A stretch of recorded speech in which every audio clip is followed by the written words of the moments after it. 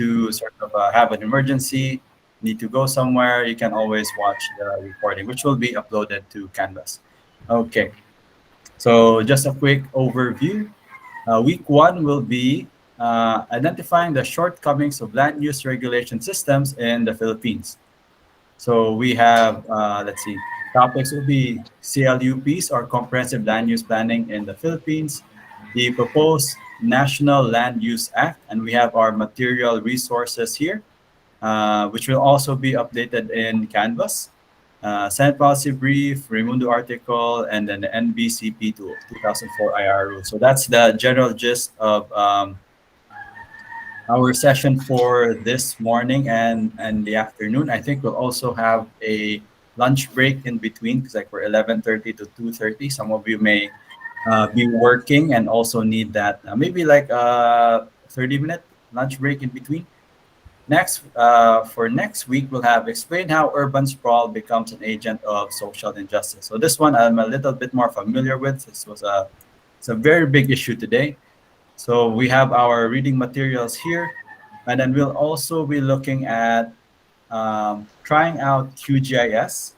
I'll be asking for your kind of specifications. Some of you may have different specifications for computer, but for the most part, you'll be able to download a free version of QGIS, and we can sort of play around with it next week. Also included next week is the impacts of urban sprawl, where we'll watch a documentary on the impacts of urban sprawl in Phoenix, Arizona, and then also try to like study it in GIS.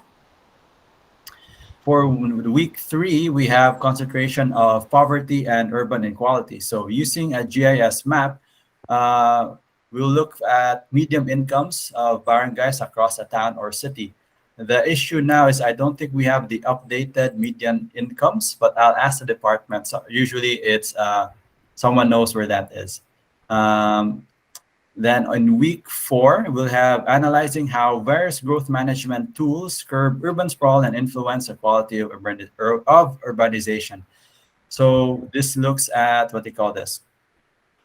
Notable growth management programs. Unfortunately, they're based in the US because in the Philippines, we kind of don't have that, unfortunately. So the idea is we study US-based programs, and then we sort of contextualize it to a Philippine sort of setting.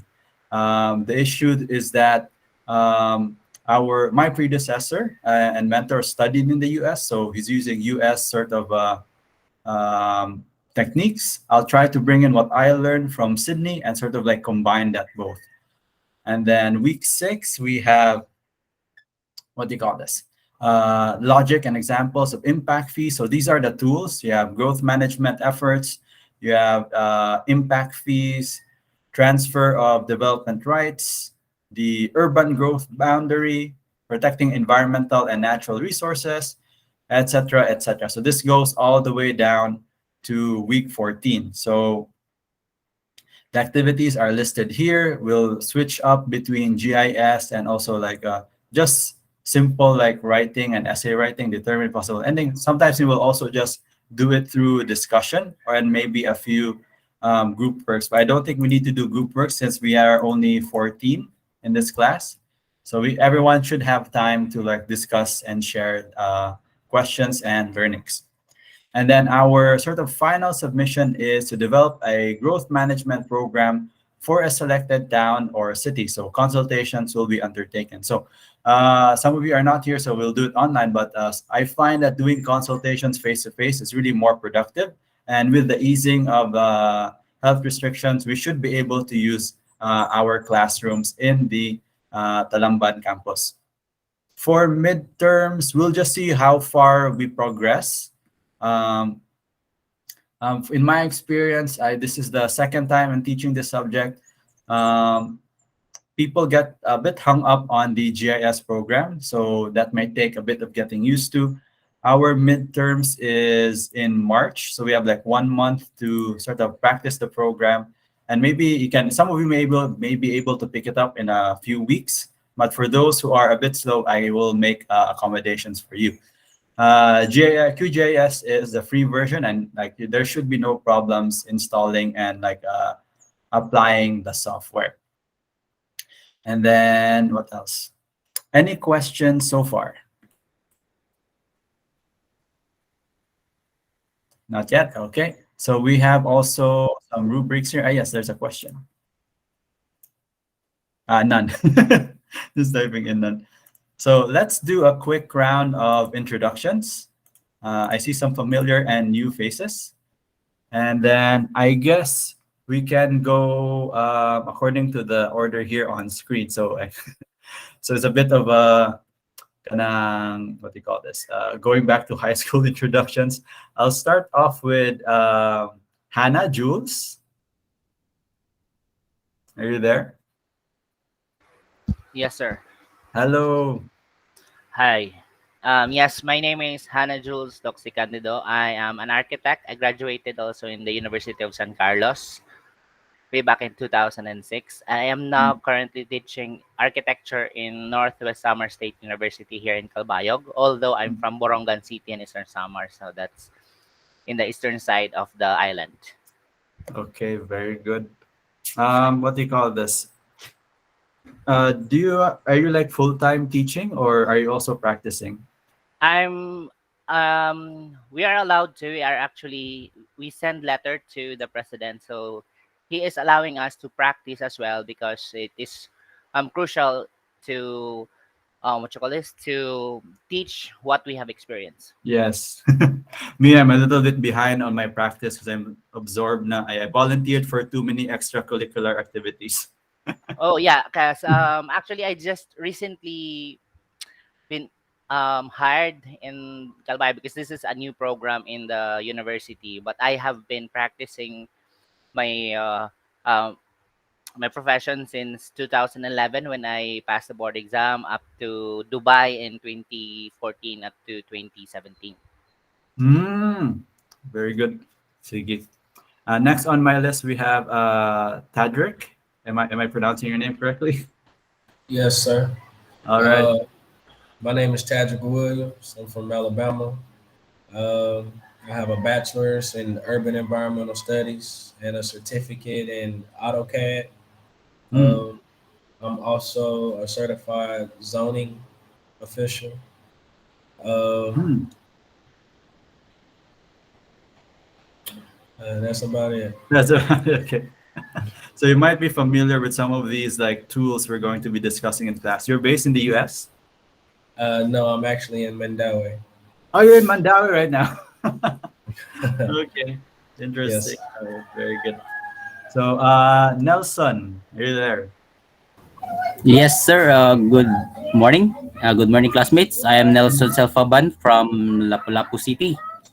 And Hmm. then I graduated Bachelor of Science in Architecture in University of San Carlos last 2013. And Hmm. then I've been engaged in Priland Development Corporation for almost 6 years as an architect. Hmm. Then I think this I've been working in 6 years in real estate.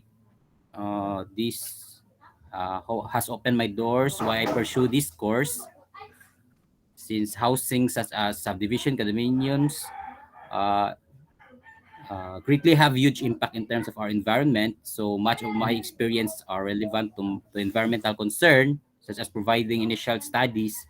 So these are one of the reasons why I pursue this to probably to enhance wider my knowledge. Hmm. That's it, Hmm. sir. Very good. Thank you, Nelson. Uh, Thank you, sir. Mary Sierra. Hello, sir. Good morning. Actually, it's Syra. Syra, sorry. Hmm. Hello, guys. Good morning. I am Syra Recamadas. Uh, I also graduated in San Carlos, batch 2016, and I am currently working as an architect in real estate development here in Cebu City. Hmm. Yes, but the reason why I studied urban planning is because one of the MPDC in Katmon somehow encouraged me to study it because we need to develop our hometown there. So probably that's gonna be my thesis project soon. Mm, So that's it. okay, very good. Development of hometown. Yeah, this is really why I also took urban planning, was like just to um, really like impact my local community. And the reason why I came back as well, because like Sydney was already pretty much in place, and a more honest answer would be they weren't looking for Filipino graduates. They only wanted locals, so that's I came back because of that. Also, if you need to turn off your cam, okay, Rajun. I'm very relaxed with the cameras, but if you turn it on, I also appreciate it.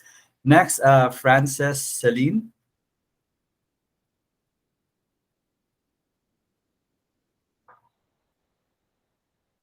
Good morning, sir.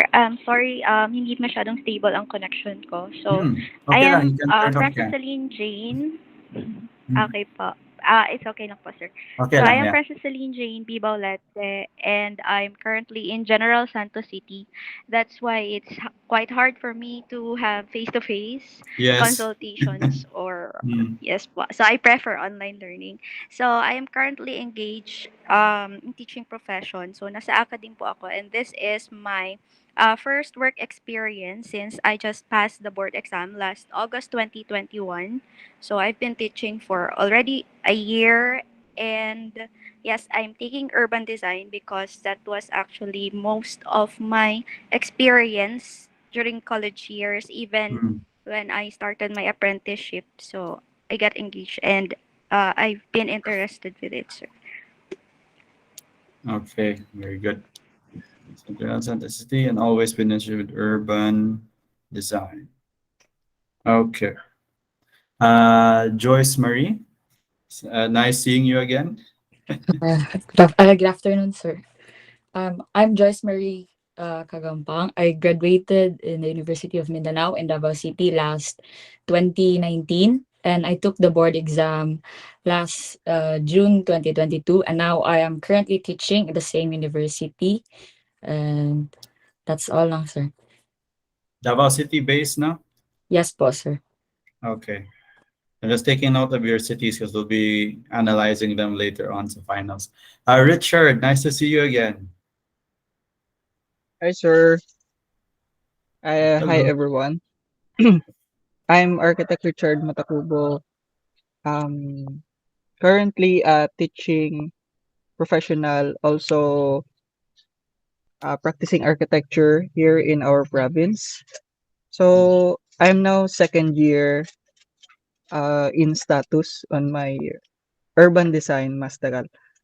By the way, this subject is really beneficial, I think, for my thesis proposal this year because Mm, I want to investigate the walkability of our campus, of our university campus. So I would like to explore more on QGIS, on the mapping of the roads and assessment siguro on mm, the current environment, current built environment of our campus.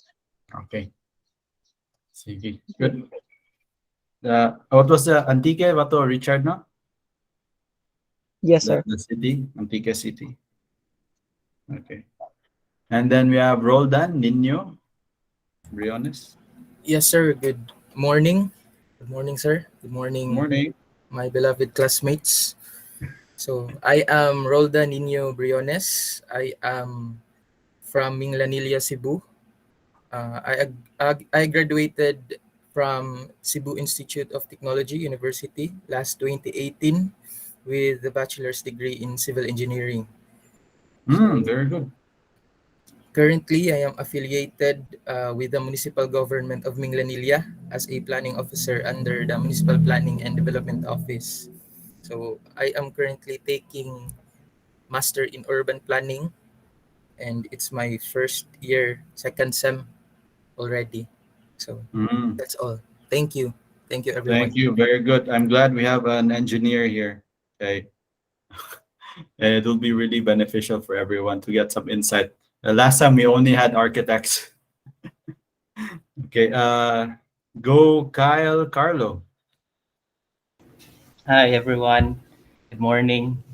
My name is Kyle Aguhob, and by profession I am a landscape architect. By work I do private practice, and the reason I enrolled in this program is because I want to teach someday in the same school, University of San Carlos, and probably make a difference back in my hometown, make a difference for urban design. Mhm. So nice to meet all of you. Okay, very good. Where were you based again, Kyle? Sa anong city? I'm from Tangub City, that is in northern Mindanao. Tangub City. Okay. Yes, sir. Thank you. Just taking note. Thank you, sir. Okay. Okay, and next, Queen Lee.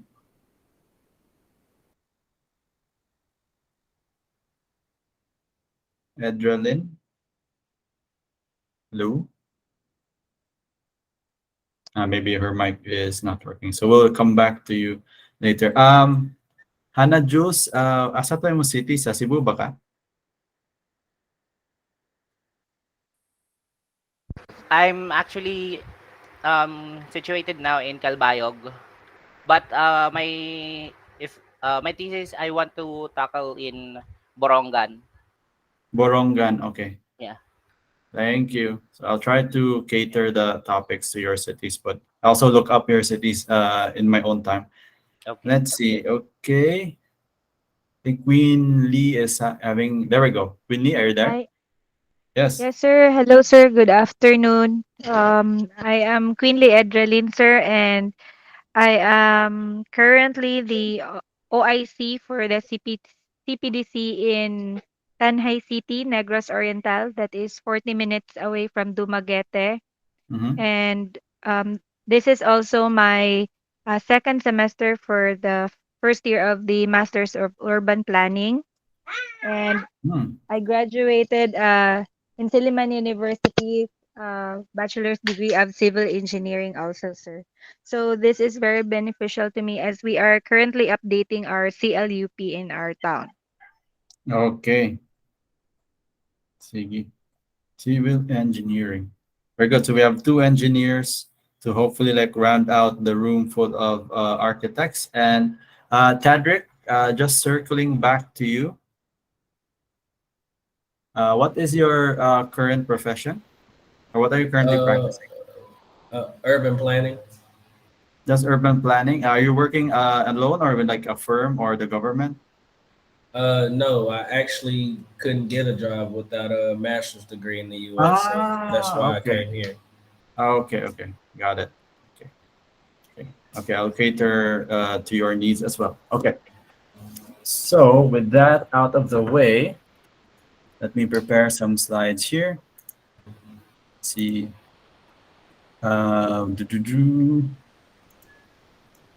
Close this.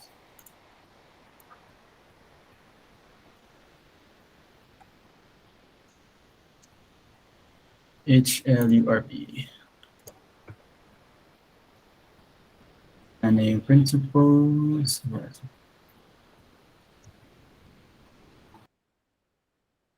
Okay. So as you can see, most of the Filipinos prefer to have the camera off, but if you have your camera open, it's also okay with me. Let's see. Where is it?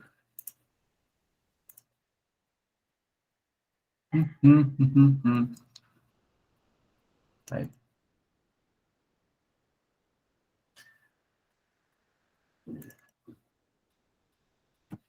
Enable editing. Yes.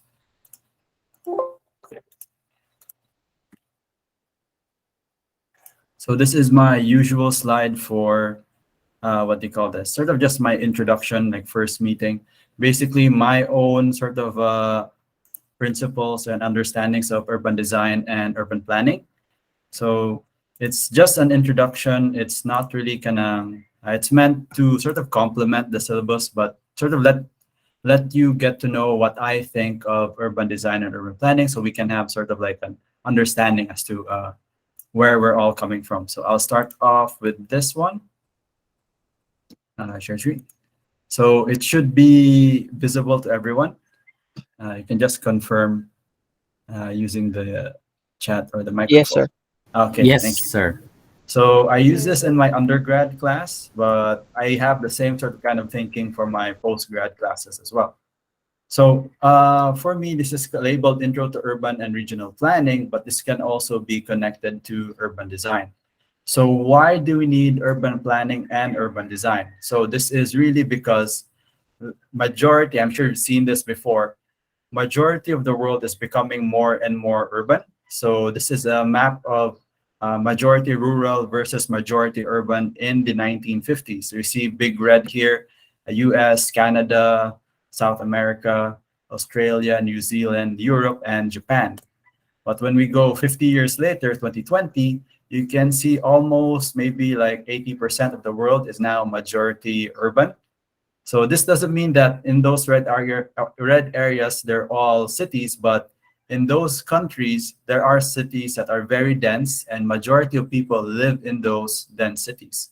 And it's estimated by 2040, or let's say 2050, that I think about 95 or let's say 92% of the world, it even looks like a bit somewhere between there, will be majority urban. So this means cities will become more dense and people will probably leave the rural areas for job opportunities and sort of development in urban areas, like in the cities themselves. So I did a quick sort of tabulation for population growth in Metro Cebu. This is this is kind of like the cooperation between different municipalities and cities in the Cebu province. So we have Danao, Compostela, Liloan, Consolacion in the north, and to the south we have Carcar, San Fernando, Naga, etc. And then in the center we have Cebu City, Mandaue City, and Lapu-Lapu City. So basically everything is going up, up, up. This is the same trend for most developing countries or like Southeast Asian countries, because I think it's just a lot of people make babies.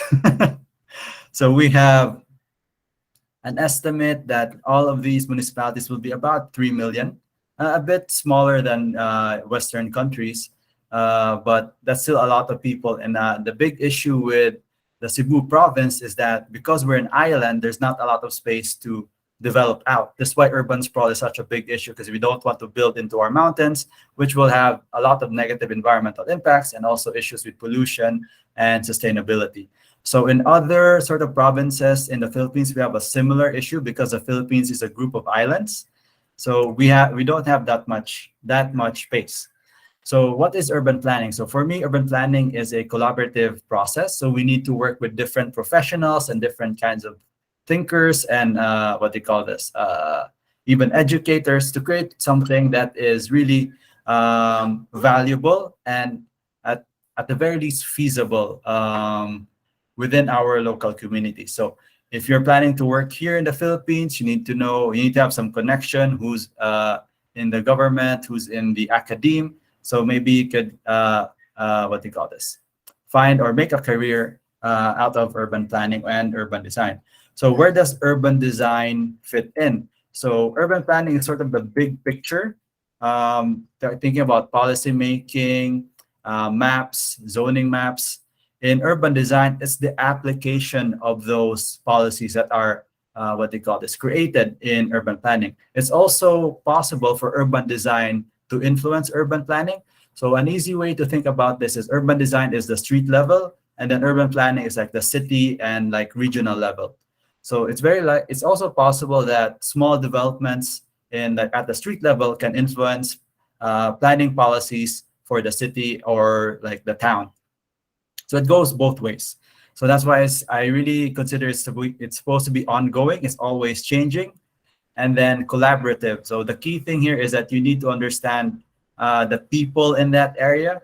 It's really beneficial for you to live in that area, which is why I was turned down in Sydney, because I wasn't a local. I stayed there for about 3 years. And after like the third year, I really didn't feel like I was a part of that community as well. That's why I came back. And I feel more, because it's my home, I feel more at home.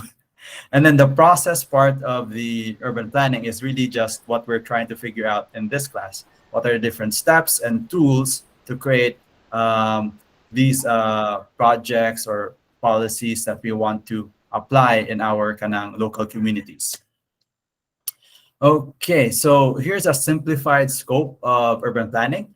For me, I made this like last year, but I think I'm going to update it this year.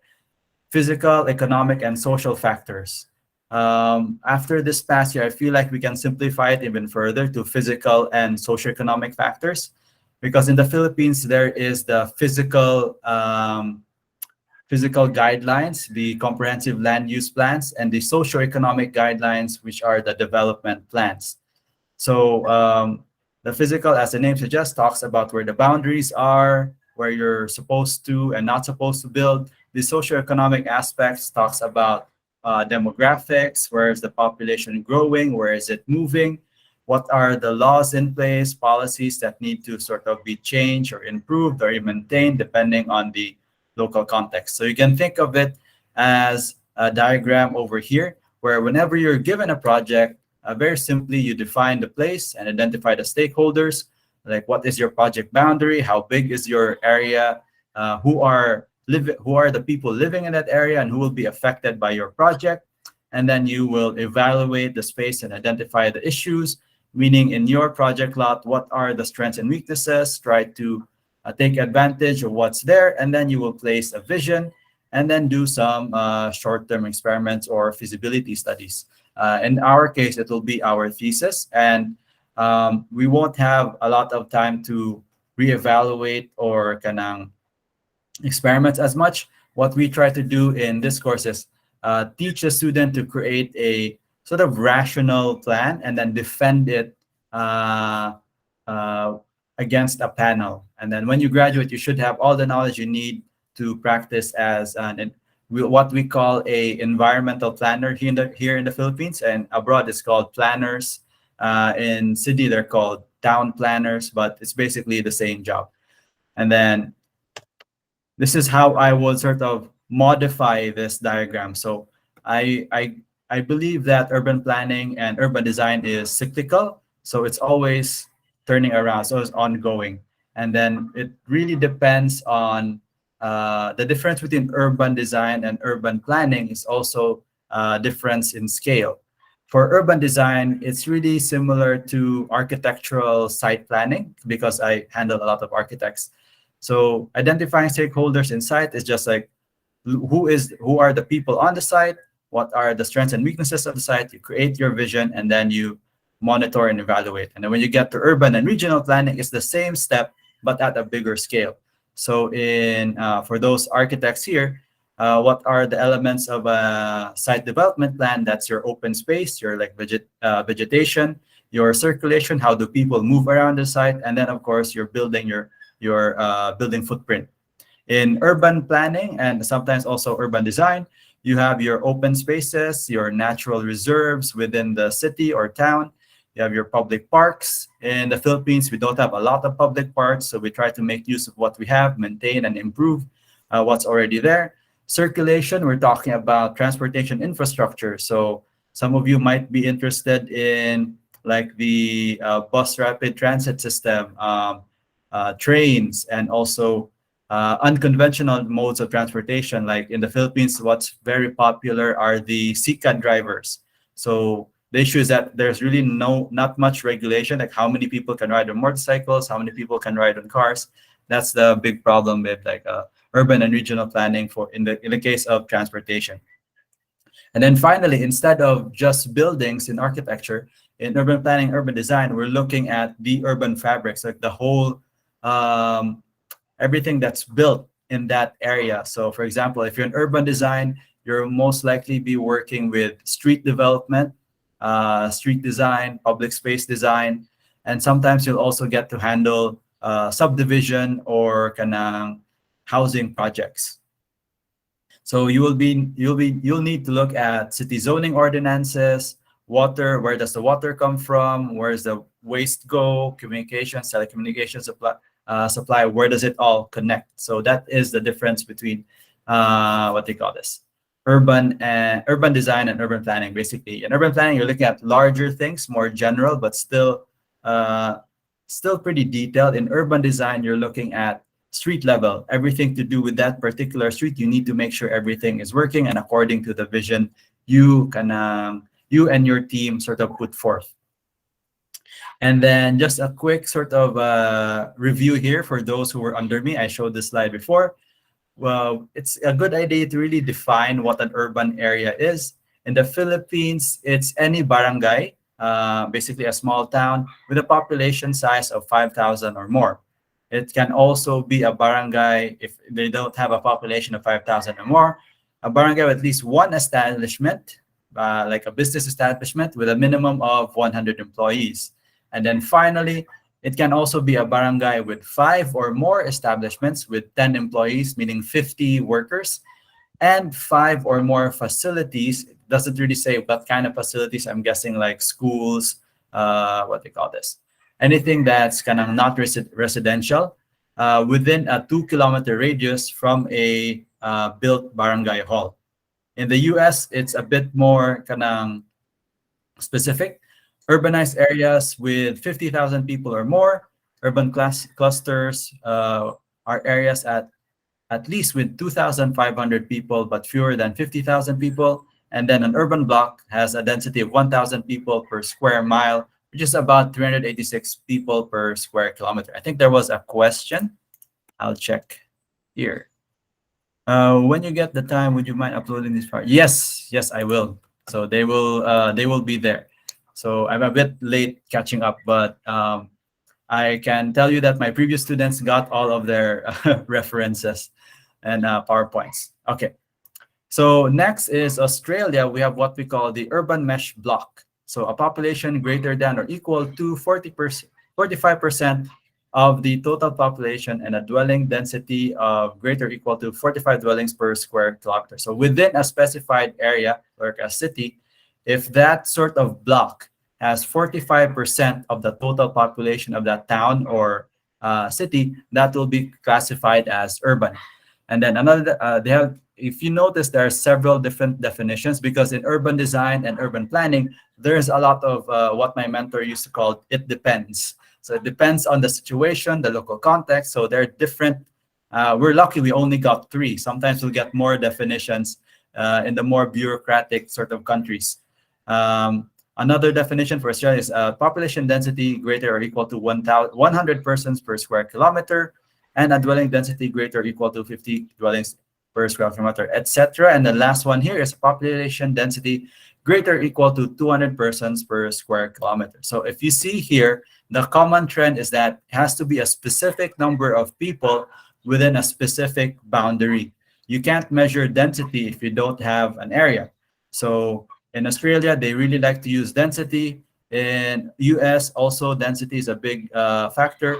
In the Philippines, not so much because we're not as dense. We're really looking at individuals living in a certain barangay. Barangay is basically a town, but I'm sure, Tadric, you're already familiar with that because you live in Mandaue.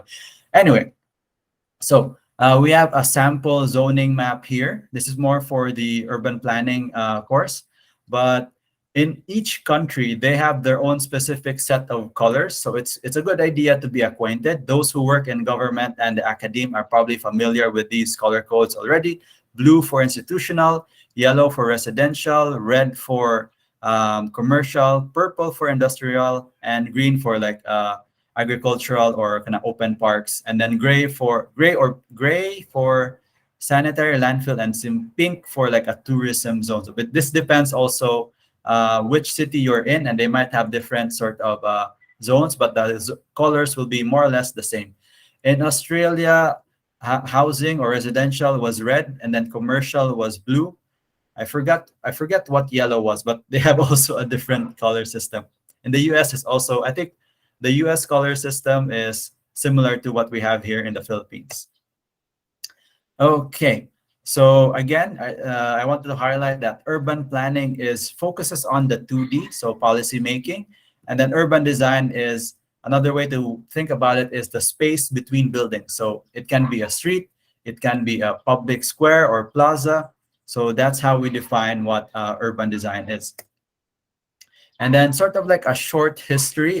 This isn't really part of the curriculum, but I'm sure some of you already are aware of this. Cities have been around since prehistory, and some of our earliest cities were in Mesopotamia, Egypt, Greece, and Rome, and they all followed sort of this grid pattern. And just like maybe a bit of trivia for you guys, why did they apply this grid pattern? It was really because it's a lot easier to manage and distribute land if it's all squares. So the main drawback to this kind of urban design and planning is that once you have a sloped site, meaning a hill, the squares become harder to measure. So they will always be, ancient cities were always located where it was flat and near a source of potable water, like a river or something similar. And the medieval times, the ancient cities kind of became the capitals and it became more populated. And while they still applied the grid, they sort of started kind of adapting to the geography. So in medieval cities, you will see the streets start to curve out, but there's still that idea that they want to divide land equally. And the reason why they wanted to divide land equally is because if it was a kingdom, the king would use the land to pay his subjects. Like generals would get a certain plot of land based on their accomplishments, etc., etc. And then something similar also happened in Asia as well. Now, a big turning point for urban design was the Industrial Revolution. A lot of people started coming into the urban areas because now there were like factories. People were able to produce more goods and services than ever before. And then farming also advanced such that you don't need as many people who can farm. So there were a lot of people who basically were freed up from farming duties, so they came to the city. And this sort of migration to urban areas led to a lot of overpopulation. And when you have a lot of people living together, you also have issues with pollution and sort of what do you call this? Waste management, because like where does all the poop go, so to speak. Next, we had a few world wars from the 1950s to 1800s to the 1950s. And then the impact of war was really the destruction of cities, but this also led to the opportunity of rebuilding. So from the 1950s to 1960s, we had a lot of architects who would also become urban planners and also urban designers, sort of create their vision of what the ideal city would be like. And here we have an image of Le Corbusier, widely regarded by urban planners and designers sort of like as not a very good influence, mostly because his urban design theory was like too simplified and it didn't really cater to the nuance of city life, what we call a top-down approach. There's still something similar like that in the Philippines, but in Europe and the US and Australia, they're trying to encourage more of a bottom-up approach, like let the people who live in that area contribute to the design of their built environment. So the story of the Radiant City was Le Corbusier wanted to tear down a huge chunk of Paris for his like ideal city. In front, let me just take my, let's see here. It's a bit difficult. Let's see. Maybe we'll do this. Oh, sorry. Print screen. I'll just use Paint. There's a pen tool in what we call this PowerPoint, but it lags my computer, unfortunately. So here is the breakdown of the Radiant City. So for those who are not architects, can sort of learn a bit. Here I'll color it in yellow since yellow is residential in the Philippines. Here in yellow, let me increase my brush size, is where the medium-rise residentials will be. So his idea is we can get more open space, more parks, if we sort of elevate the residential areas from low-rise to mid-rise. Mid-rise around like 12 to 15 stories. And then to get even more open space, we'll have commercial towers here. So these are all office towers, and they would be located around like here-ish, and there's like more even over here. So the idea is you live here and you just walk, or maybe even Le Corbusier was a big fan of private automobiles, so he made wide highways for cars, which in retrospect was really a bad idea. But this is the general concept of the radiant city. Now, what happened in like around 1970? The U.S. urban designers and planners thought that these towers here, oh, sorry, I changed color. These towers here were the residential units, which created a, I'm sure Tadrick might know about this, which created a sort of trend that we will build high-rise residential towers. And this was in fact not the intent of Le Corbusier, but like just sort of a misinterpretation of the plan. And like maybe the press and media also had something to do with it. But this led to a lot of high-rise sort of residential developments in the US that really did not pan out. One of the more famous sort of failures was the Pruitt-Igoe kanang residential project. Basically, they're called the projects in the US. There's a lot of them like constructed around this time. Okay, but urban designers learn from that mistakes. We have people like Lewis Mumford, Kevin Lynch, and Jane Jacobs wrote basically that we should do urban planning from the ground up and not like this top-down approach. Really study the nuances of city life so we can create something that's sustainable and actually usable to those who are living there. The problem with Le Corbusier's idea and then the misinterpretation of that idea in the US was that the people who were intended to live there were never, or like were not so much consulted during the design process. So they were given a product that they didn't have any input in the creation of, and then of course they didn't like it, and then that design failed because nobody wanted to use it. Some of the key contributions by the writers like Lewis Mumford, talking about the city in history. He talks about the organic city where culture is not usurped by technological innovation, but rather thrives with it. So merely putting the people first. Culture comes first and then works together with technology. We have Kevin Lynch, I'm sure you all know, talks about the different elements of a city, sort of this idea that you can navigate the city just with these elements alone. These elements are the path, the node, the landmark, the edge, and the district. So the district is a combination of all these sort of smaller elements.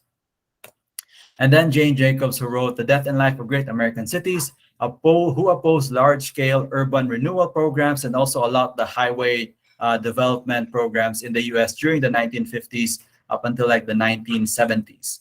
So these methods were good, but as all things are, they weren't perfect. So they were still, we're still developing them until today. Some of the more recent sort of urban design and planning sort of ideas talk about walkability, the kanang transit-oriented development, and then also the 15-minute city, I think, is the newest one, which is being applied in Paris. So most of my references are from my mentor, Sir Neil Manharis, but I think I can dig up some notes on those newer sort of urban planning and urban design trends. So this is about my planning project in Sydney. So in my masteral program, we had a project site located in sort of the urban area of Sydney, you see here. And to put into context, the map on the upper right, the city of Sydney is here, south of the kanang Sydney River. So that's the city of Sydney there where my mouse is. And then the project site is a little bit northwest in the city of Parramatta. So here where my mouse is. So let me know if you can't see my mouse because I will like highlight it. Okay. So the project site is about 6,600 hectares. You may opt for something similar for your for the final project of this class, or maybe something smaller, maybe like 3,000 is okay. The actual urban design site, or what we call the precinct site, is only about 350 hectares. So how did we go about designing that project? So number one is we looked at the sort of what we call the project scale. So within our project site, we identified about 4 residential developments because our project was also a residential development. The first thing to do is look at existing or kanang precedent structures. Precedent structures, something like that. My pronunciation might be a bit off. So we wanted to build a residential project, so we needed to look at what were the existing existing and committed dwelling units within the area of our project boundary. So if you look at this site here, there is a committed 4,000 dwellings to the north, 9,600 dwellings to the west, and then another 4,500 dwellings to the south. And then given that, we sort of calculated that we needed about 4,000 as well. How do we calculate that? We look at population studies. Sorry, I've had this slide a bit bigger. But before we get to the population studies, let's just look at some zoning and development controls. So these are some maps from Sydney. This is a, let's see, I made it bigger for my previous class. This is a building height map for our project area. In green, we have buildings that should be about 8 to, let's see, 6 to 9 meters. That's about 2 to 3 stories. In yellow, we have buildings that should be, let's see here, 10 stories, like 3 stories in general. And I think the lighter yellow is, what do you call this? It's agricultural land, but I think it's currently rezoned to become like a commercial land. And then in brown, we have buildings that can be 15 to 18 meters tall. So it's all regulated. And then another factor is looking at heritage sites. So if your area, especially those outside of, not really outside of Cebu, because there are still urban areas outside of Cebu. But if your area is a bit more rural, you might have some heritage sites in your local community. So you need to preserve those as well. And then something that's unique to Sydney is this bushfire map. So in Sydney, bushfires are fairly common in occurrence. So in our site, you see a lot of red, meaning vegetation category 1, very prone, not very prone, but it's still considered a dangerous or non-buildable area. Our solution was just to clear out the bushfire vegetation so that nothing will catch on fire. Category 3, I think, is the most high-risk bushfire lands. You can see it to the northwest of our project site here. And then once you have analyzed the site, basically you have identified your constraints, you can create a constraints map. So this is just analyzing what data you have currently. The main issue with the Philippines is that we don't have this kind of maps available publicly. You have to go to the government office, request for it, and then you have to wait like a few days for it to get printed. Sometimes just the request itself takes a few weeks. So it's very slow. That's why in the Philippines, you see Cebu and wherever, a lot of sort of ad hoc development is happening. And whoever can pay the most usually gets the service faster. So our urban design and planning is skewed towards the those who have more resources. So there's a lot of inequality going on, which I'm sure everyone is aware of. Okay, another thing we need to look at with urban design and planning are the utilities. So where does the power come from? Where does the water come from? Where does the waste go? And then how do we sort of connect our telecommunications? If it's a residential project, some of the street design projects only need wastewater management and not even water supply. The key issue in the Philippines, I think, especially in Cebu, is flood management. And it's really because our wastewater systems are not up to date. Like wastewater maps are not up to date. So unfortunately, in Cebu and maybe also in Cebu province, we don't have an accurate map of where our existing sewer systems are. So just that is really causing a lot of problems for urban development. And then once you take a look at your constraints, you take a look at your existing utilities, you can start to like block out your master plan. So some of the reasoning behind this is as follows. So in blue, we have retail use. This is the color for Australia. The reason why we put it here in the southeast, because outside of our border is already a committed or like a in construction retail uses or retail buildings. So it makes sense to connect it with the existing retail uses outside of our sort of boundary. And then to the west, we have our residential units, which also connects to the existing residential units outside our boundary. So the quick and easy, sort of that's the general rule of thumb for urban design for residentials. You connect with what's already there. And then we have a river going through the middle of our small stream going through the middle of our site. So we set back away from it. This is also a good place to put our open space and like vegetations, and also our kanang sports fields. And then we basically divided our 4,000 units into about 5,000 on the first phase western side, and then maybe another, no, not 4,000, about 2,500 on the first phase, and another like 500-ish on the second phase. So that's how basically we got through our kanang residential development. In the Philippines, it's a bit more challenging, mostly because of getting our maps is difficult. That's why we have QGIS to help us with our sort of mapping. And then, unfortunately for me, I have kanang yet to use QGIS professionally, but I do use it sometimes, mostly just for this class. Because I'm an architect, I use AutoCAD more than QGIS. So for our class, we'll have an introduction of QGIS. And then because of my limited skills, I will also teach you AutoCAD as well.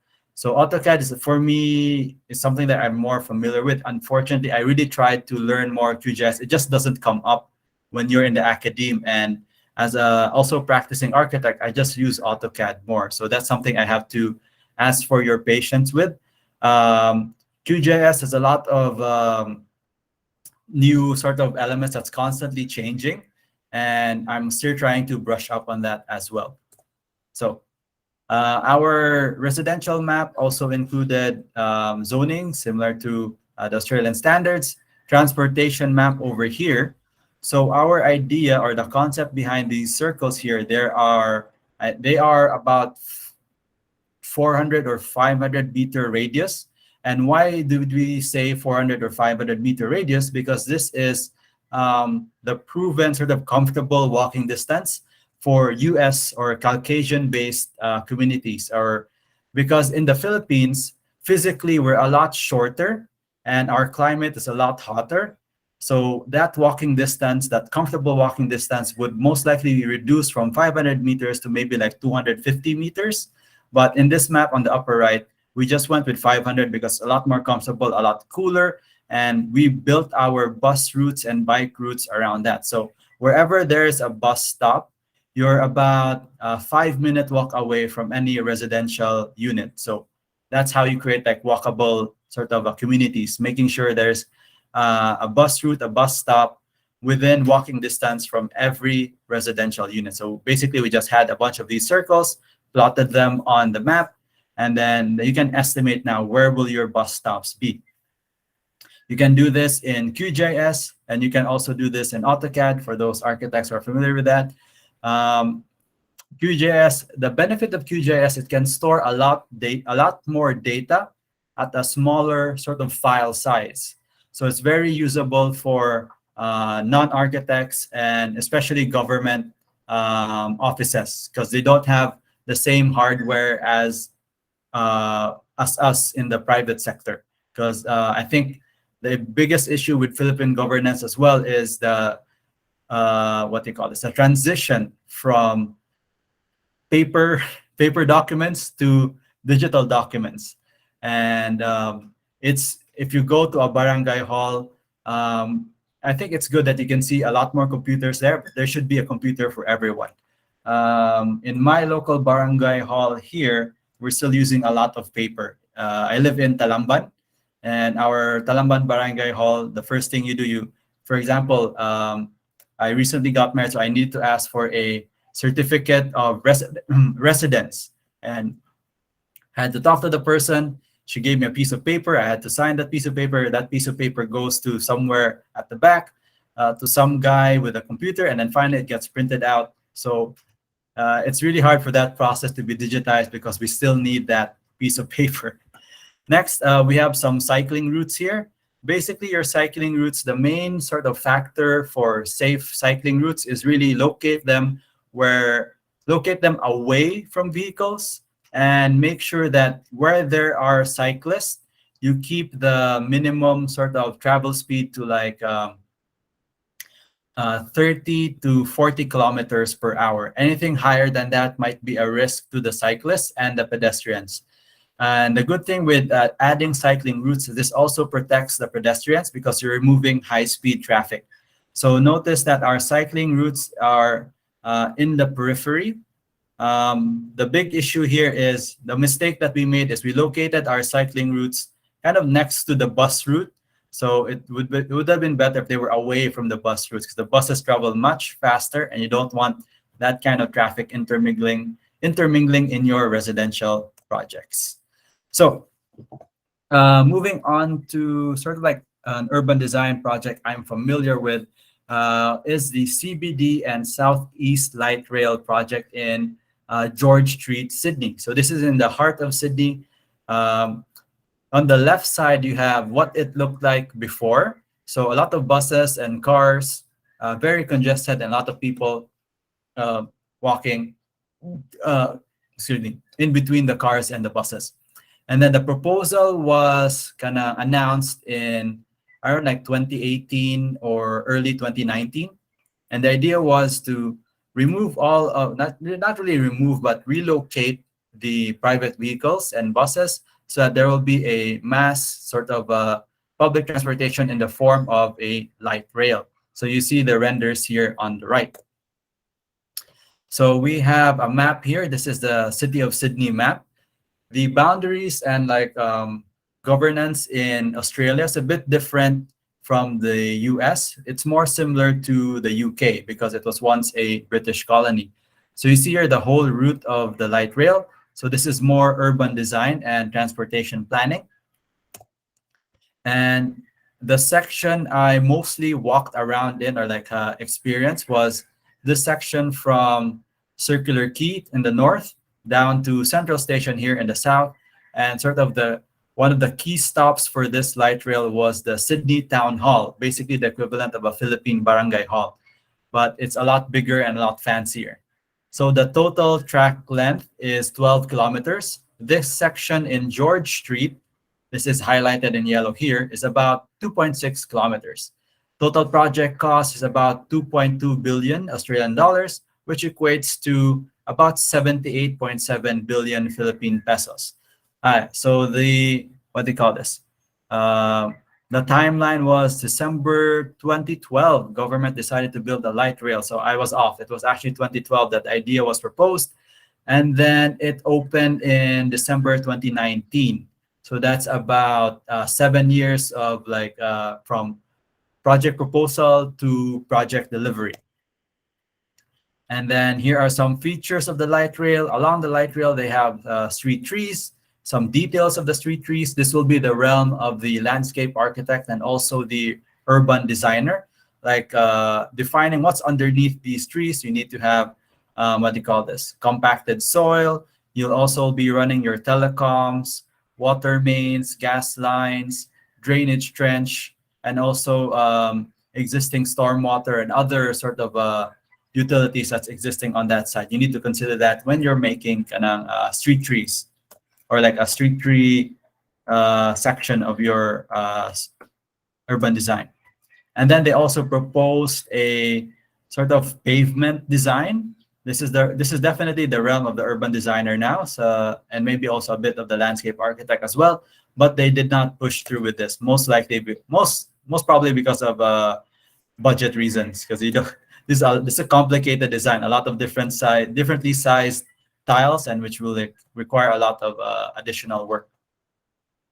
So over here we have the George Street section before. So you have your street lamps, your bus lanes, and your private vehicle lanes.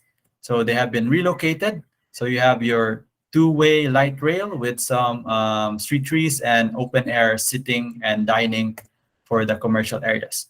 Another realm for the urban designer to sort of flex their creativity is with street furniture.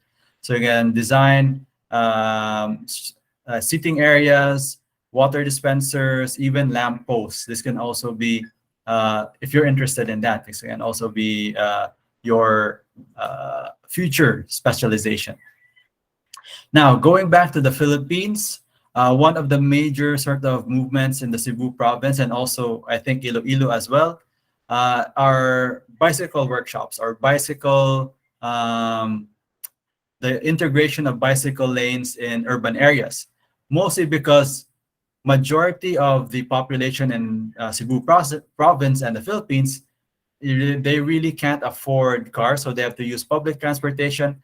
And again, going back to that inequality, the rich are getting richer, so they're buying more private vehicles, and the poor are getting poorer, so they can't access, or they don't have what do you call this, the income to pay for the rises in fares. So bicycle lane will sort of solve that problem, where maybe whether you're rich or you're poor, if you live close by to where you work, you might be encouraged to ride your bicycle. And then if there are less private vehicles or just vehicles in general on the road, it becomes less congested, meaning it's a win for the drivers because there will be faster traffic movement. And it's a win for the non-drivers as well, because they can get to where they need to go without buying a car or spending for gas or spending for fare. And then we had this sort of webinar almost 2 years ago, and we had speakers from the Netherlands. So that's always, the Netherlands is the spokesperson for bicycle infrastructure. And they talk about how it was really a fight for their country to really stop or regulate the use of cars. And at the same time, they were having an oil crisis in the 1970s. So driving a car was expensive. So they saw, the cycling community in the Netherlands saw this as an opportunity to sort of highlight cycling as an alternative. In the Philippines, we're just seeing that now because of the pandemic, where people couldn't use the jeeps because of the safety measures. So a lot of people started opting for bikes. And then even today, I still see the same people riding their bicycles. And really, with regards to urban mobility or transportation, it's really just about space. How do you make the most out of the existing road networks? You get as many people on the roads as possible. And then if you have private vehicles, it just takes up way more space than when you have public transportation or bicycles or even just walking. And then the importance, again, of studying urban planning and design is that there's even more sort of calamities in the future, like long-term calamities. So we're coming out of the pandemic. We're experiencing sort of the economic sort of recession with the rise in prices. We have the war in Ukraine. We also have climate change as a constant problem. And then even bigger than climate change is biodiversity collapse. So there's a lot of problems coming to Cebu. And also the Philippines in general. And developing countries are more sort of vulnerable because they don't have the same amount of resources as the European, American, Australian, and even other Asian countries like China and Japan. Because we have lesser resources, we need to be even more careful about our urban design and planning. So again, in summary, urban planning and design is an ongoing collaborative process. The difference between urban planning is that urban planning is more large scale, urban design is more small scale, but still both are very detailed, but they're looking at different things. It's really when we collaborate with the planners and the urban designers that we can create better built environments. And usually we need to put the people first, whereas in architecture, we're trained to put our client first. But in urban design and urban planning, we're really looking out for the needs and requirements of the community. And really, this is why urban planning and design is very political, because we have no choice. We have to work with the government because they're the ones who are creating the policies, the laws, and sometimes it gets very messy.